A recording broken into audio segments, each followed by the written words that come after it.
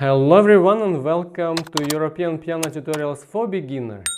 In this video we will be joining our Ode to Joy by Beethoven for the very first time with both hands. So please, before this video, learn the previous video where we've done the Ode to Joy with separate hands, and today we're going to do both hands. So we start with our first line there. So left hand goes on C with finger 5 and right hand with finger 3 on E. Prepare the fingers there. Always remember wrists a little bit high, fingers all rounded and touching with soft parts. I always repeat it because that's very important. Sometimes people touch too vertically or too flat, and that's very different action you get eventually. Okay, so now we start together. Left C plays with right E together. So left 5 on C, right 3 on E.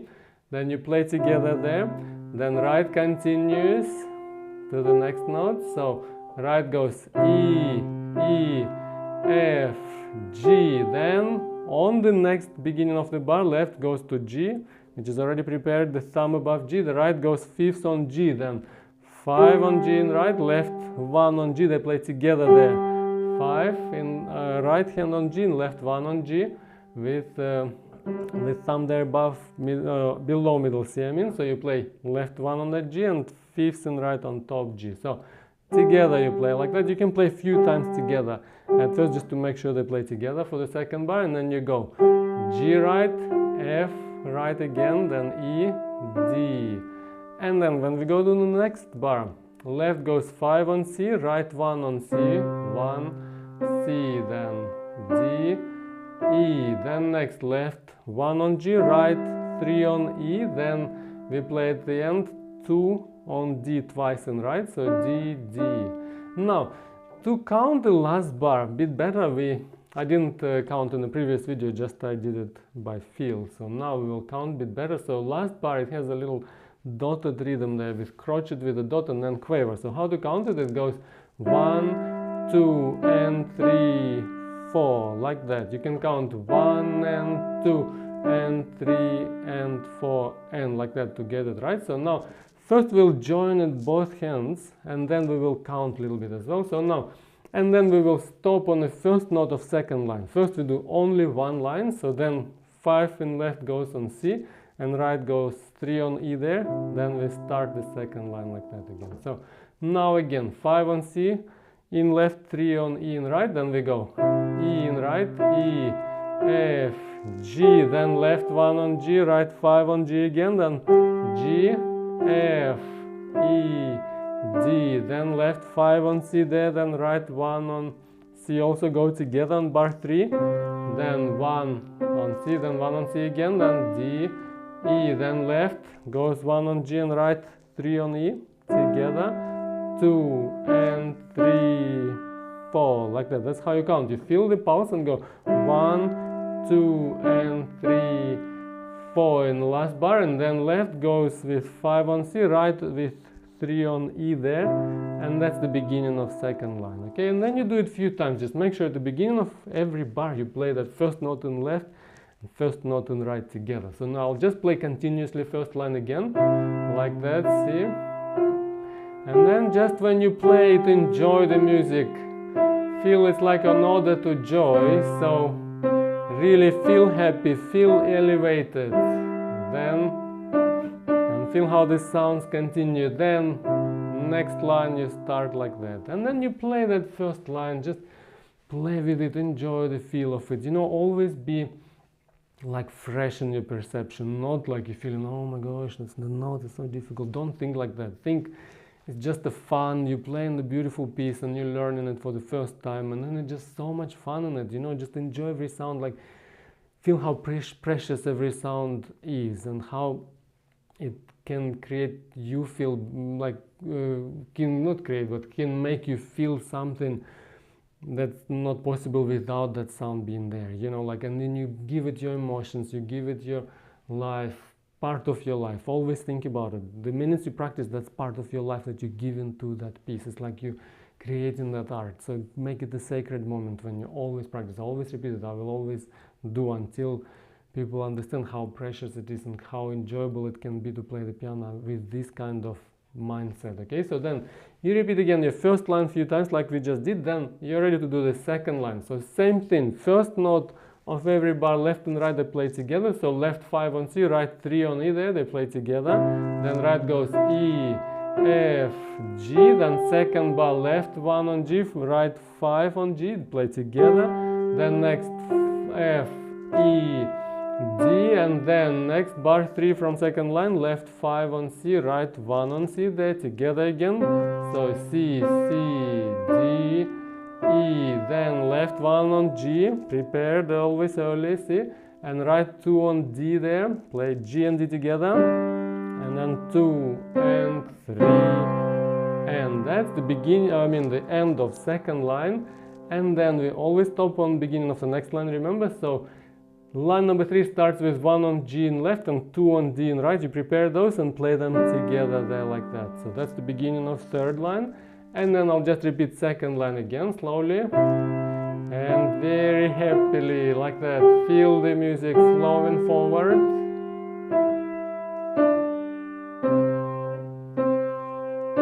Like that. See, then you go forward to D. And last chord together, and then first note of third line there, okay? And then you repeat the second line a few times until you get it all consistent, you know, like always without any mistakes, at least a couple of times on the day, okay? At first you can even make a couple of mistakes, it's okay, but next day come back and come back and come back until you polish every line. Later it's always good to not make mistakes on every line and until you before you go to the next line. But at first, if you feel it's a bit tricky to do without any mistakes, it's okay at first to even do a little bit of mistakes on the first few days. It's like you kind of, you know, just learning it. And then of course later you make the rule stricter.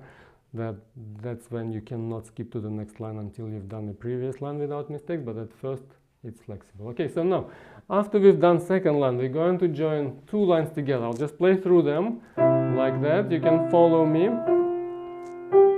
And we go forward maybe a little bit brighter, a little bit faster now, see? Feel how the music flows forward. It's like, feel how you sing with your fingers, not just hit the keys, but feel how you play good legato, see, connect the notes together and feel how the notes flow forward and feel really joyful and happy. And then line number 3 starts like that. So G with 1 in left and right, D with 2 in right, in right, okay? So now line number 3 we will do from the beginning again, so 1 on G in left and 2 on D in right, so we play D, D, E, C, then again second bar, G, 1 on left and 2 on D in right, so D, E, F, E, C, then again same, 1 on G in left, 2 on D in right, D, E, F, E, D, and then right, C alone, D alone, then left goes to G at the end of third line, and then fourth line starts with 5 on C in left and right 3 on E there like that. That's the beginning of fourth line there. So then again third line continues, so we can go a little bit louder first time there, and then even brighter here, and then you feel how they're going forward and then into the last G. Feel always how there is a direction going forward in your music, and then last line there. And the good thing is the last line, the fourth line, is the same as the second line we had before, so we can just continue and do the fourth line straight away. If it's the same, we just join it straight away. We make a little exception from the rules, and then see, we play the fourth. It's exactly same as the second, like that. And then we will play second and third lines together before going all the way back. See, usually if the lines were different, we would do third line and do first 3 lines together, then fourth line and 4 lines together. But because the fourth line is same as second, we just did, see, the third line, and we'll just quickly connect it to the fourth line, then do those 2, third and fourth, and then you do all 4 together from beginning. Always use this system when you have a piece. Break it into smaller parts parts, and then learn every part and do the next part, connect, and then join both parts to the beginning, okay? Then next part, then again to the beginning. And then if the piece is very long, you can do it by sections. I have a separate video about it, but just in this piece, this is the structure of your work. Don't just play the whole piece all the time. Like, you can do it if your sight reading is already quite advanced, it's fine. But when you're just starting, always focus on a small part and master it first, and then you add the next part, master it, then connect with the previous part, and then you keep adding the parts until you get the whole thing working together. So, you know, it's for our mind, it's easier to grasp a smaller, you know, challenge and master it, and then go to the bigger challenge after. It's like you take it small steps at a time. Okay, so now last two lines again, so third and fourth. And again, remember, like, your music always flows forward and you're full of joy, like full of happiness. Listen to Beethoven's Ninth Symphony, okay, for better understanding of what I mean about this piece. So now again, the last two lines there, 3 and 4. So feel how you flow forward, a little bit faster maybe, and feel like you're full of happiness when you play. It's like you really feel how you enjoy every sound and you go for it.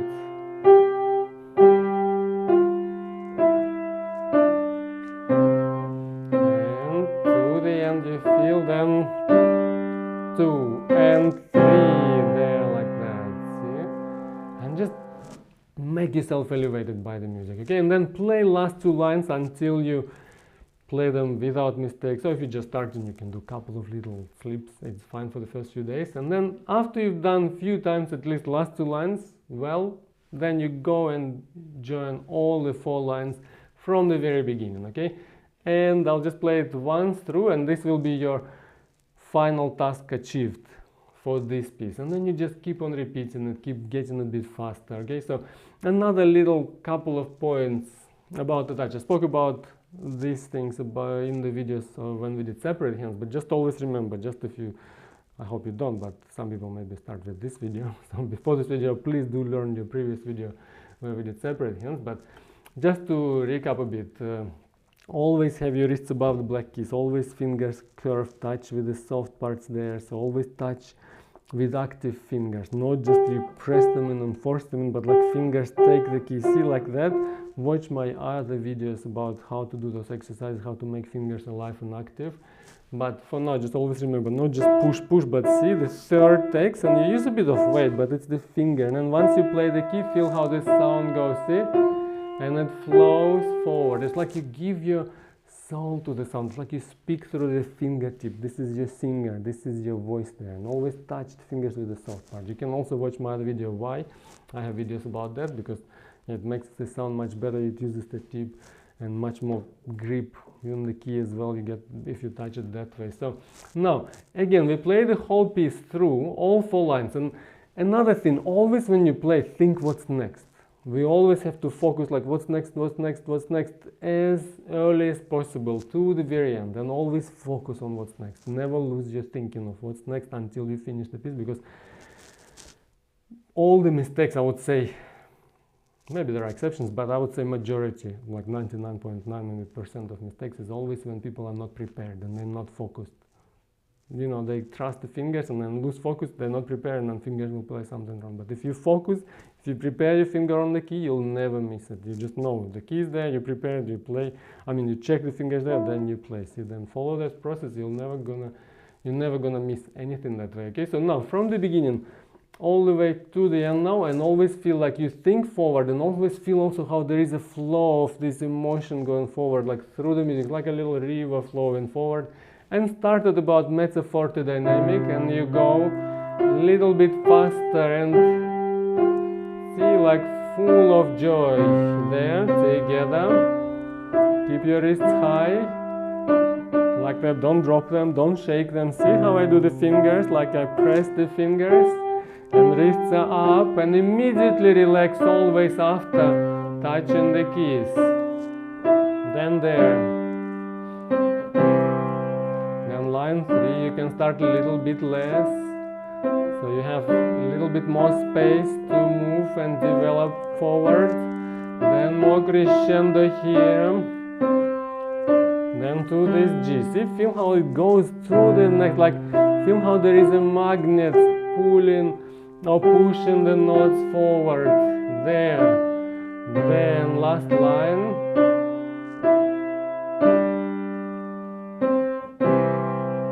Like that. And feel just like you're very elevated when you play, okay?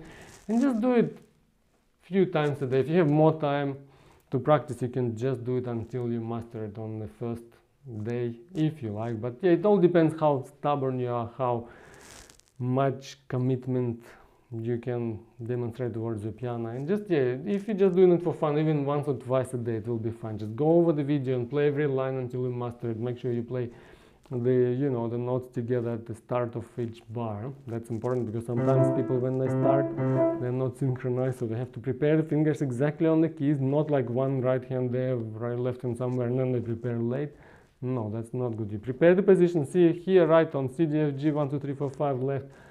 C, G, F, G as well with 5, 4, 3, 2, 1 there, as we spoke in the previous video about separate hands. So I'm not gonna go back too much to that. So now I'll just do once as well about like the counting for this piece, so you get your rhythm right. So this one is 4/4 timing, which is 4 crochets per bar.